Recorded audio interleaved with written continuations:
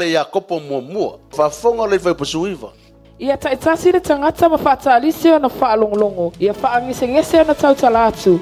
Ia faagesegese o na ita.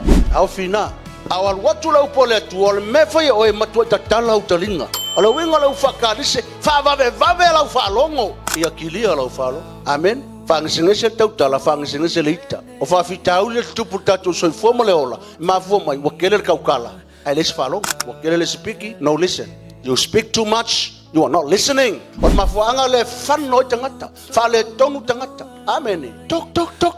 No listen. Amen. Los food. Auaile tupule amia tonu mai le atua ile ita o tangata.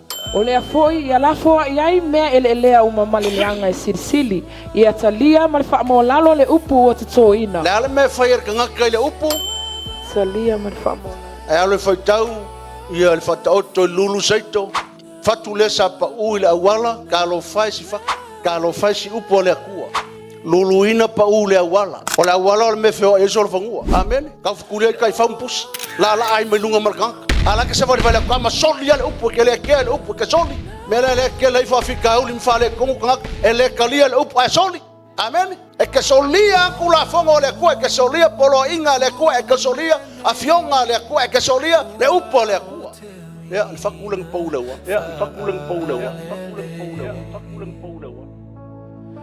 If I don't know